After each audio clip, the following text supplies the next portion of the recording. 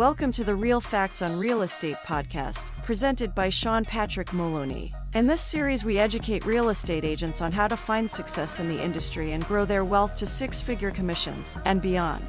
Now here is your host, Sean Maloney. Welcome to episode 251, Selling Through Separation, Real Estate Strategies for Divorce. I'm your host, Sean Patrick Maloney. Thanks for joining me this week. Guys, if you haven't already done so, make sure to pound that subscribe button, hit the bell so you get notifications, always follow us, and check out realfactsonrealestate.com.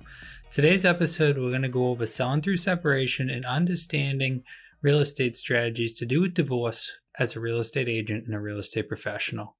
When couples are breaking apart, they look for an expert who can help them navigate buying, selling, and separating at the same time.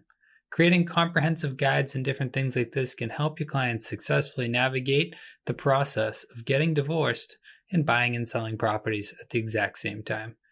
Now, in this episode, guys, we're going to go over lots of different things, but we're really going to give you lots of ways to generate more leads and to grow your business right away, and also kind of give you some of the precautions of things you definitely don't want to do. That way you're not heading in the wrong direction. Now, one of the things you want to think about with divorces is the fact that you have lots of property involved and there's lots of emotion and drama involved in the whole process. You need to insert yourself as a real estate professional and understand that when working with clients that are getting divorced, you need to stay a neutral party. There's going to be so many times where one side or the other decides to tell you about things that maybe aren't appropriate for you to know. They want to embarrass the other one. They want to tell you all the bad things. He's a cheater. He's a liar. She's a bitch. She does all this bad stuff. Truth is, we're not there to judge. We're there to help them successfully sell their property. And when signing up, we're there to work as a fiduciary. So if you don't remember, but the word fiduciary is a person making a good financial decision for another person. So working as somebody's fiduciary, it's very important that we forget all the noise and all the drama and we get back to what is the property worth and how do I sell it for them for the most amount of money possible. And this is where it gets interesting because when you're selling divorce homes, sometimes they almost seem to not be working with you. That's okay. You can forget all that. You have to work as their fiduciary. You need to help and maintain it in a positive fashion.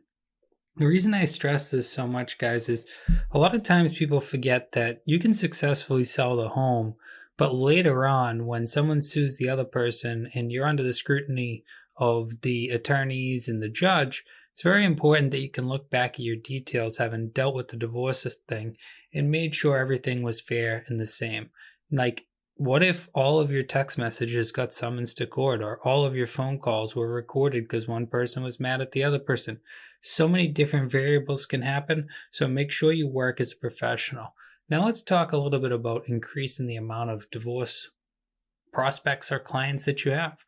Guys, creating and maintaining relationships locally with different divorce attorneys can be a great place to prospect.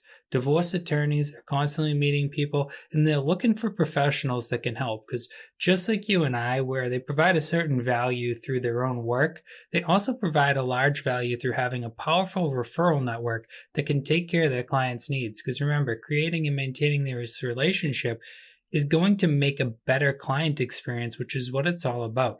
So if the attorney is able to identify and locate a great agent just like yourself, they're able to say, okay, this is who you should go use because this person's going to take good care of you. Now, that's a great place to start off to find clients, but also remember, you can run really market-specific advertisements and get right down to the nitty-gritty. Are you going through a divorce? Would you like help in creating those different YouTube educational videos, creating PDFs, downloadable guides, and really doing a comprehensive list of what does it take to go through this process? The more you can document it, the more you can share it, the more you can show people what it's going to look like for them to go through it, the more they can envision it. And because they looked at your materials and they're envisioning it with you involved. So it's very important to remember, be that thought leader, be that industry leader that teaches them all about the process and give too much. In a world where everyone's cutting back, in a world where all the costs are inflating, everyone's trying to figure out ways to make it cheaper, easier, whatever. Give more. Guys, giving more always works out. Giving more always grows your business, and giving more leads to a viral customer. In a job like real estate where clients are worth so much money, it's important, not only important, but crucial that you maintain great relationships and you build them out to help people. Because remember, people who get divorced, who do they know? Other people that get divorced. Who do you go to for help once you are again to go through the process of getting divorced? Not only a divorce attorney, but also your friends who have gone through the same process. So that way there you can ask them how it went for them. Now imagine if they told a person about you, the real estate agent, and said, you know what, we were getting divorced. We freaking hated each other. We couldn't even talk to each other, but we had this agent who kept reminding us of the financial responsibilities and the growth and the wealth that we had. And they taught us that, hey, we don't have to get along, but we both deserve to get the most amount of money possible. Because honestly, guys, as a divorce, they're trying to get rid of each other as fast as possible and get away from each other, but they also don't want to make bad financial decisions because usually, I mean, even what they're fighting about is the money, right? So helping them get more money is what it's really about and helping them do it seamlessly and without emotion. The other thing is this greatly improves your odds of getting both sides of the transaction. Not only will you sell the house, but you can individually work with each one of them and help them buy a house. Now, unlike some of the confidentiality agreements we have a confidentiality agreement one time with them about selling their home where we need to make sure each party hears everything equally, but we also have a one-sided confidentiality agreement with them on each one of them's purchase. So if the other person does not want the other person known and they are not on the buyer agreement or anything, they have no right to know. You don't have to share it. Now, if the attorneys set in line, hey, everything has to be shared, those rules supersede anything.